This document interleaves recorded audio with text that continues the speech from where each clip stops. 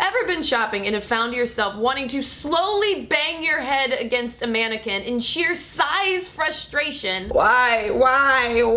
Consider this. From 1958 to 2011, the smallest standardized women's clothing size in the US dropped from an 8 to a 00. Most recently, J.Crew introduced a new women's clothing size, the 000. Oh.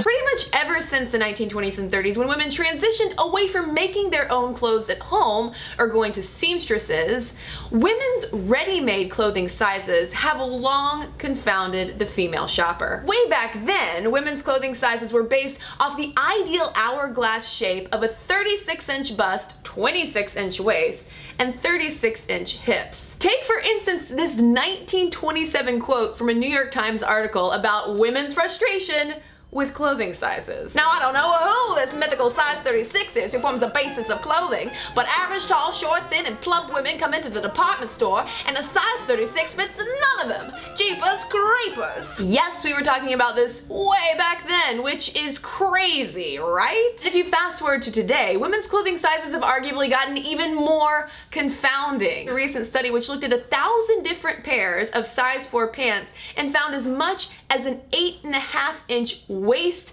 differential between them. Case in point, 2 pair of jeans I have that are from the same store, are the same style and the same size, and yet are not the same size, which is why these fit me a whole lot better than these. This is not to say that women's frustration over inconsistent clothing sizes has been ignored. In the late 1940s, the US government funded the very first large-scale scientific study of women's body measurements in an effort to develop standardized women's clothing sizes. Employees with the National Bureau of Home Economics went around the country collecting 59 different measurements among 15,000 different volunteers to collect a giant data pool that was then handed over to the National Bureau of Standards to develop these clothing sizes. But there were a couple of major methodological problems with that sample population. First of all, any non-white women who participated, their results were thrown out. Second, the study participants tended to be poorer and thus back then skewed more underweight than the average woman. Ultimately, the clothing sizes that were developed skewed more towards thin and white women. So in 1983, the Commerce Department finally just threw out the commercial standards for women's apparel sizing. As all of that is going on, the average American female body is getting larger. How do clothing companies respond?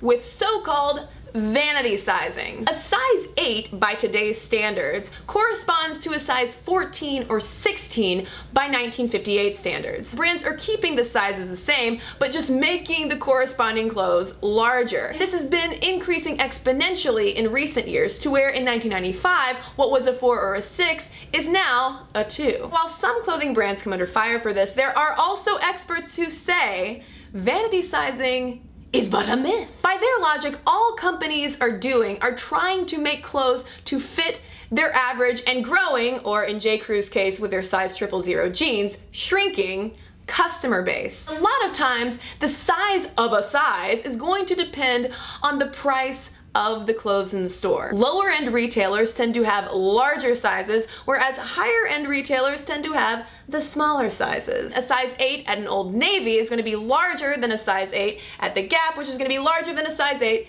at Banana Republic, even though all of those stores are owned by the same company. Standardizing women's clothing sizes, they argue, would actually make things worse for the female shopper. As maddening as it can be to find a store or a brand that fits you, forcing all brands and all stores to carry one set of sizes would actually not take into account all of the various body types that women possess, which really, at the heart of it, is the reason why clothing sizes for women are so maddening. Ultimately, it isn't so much the sizing problem, but really the fit of the clothes that makes it so hard to find a pair of jeans already.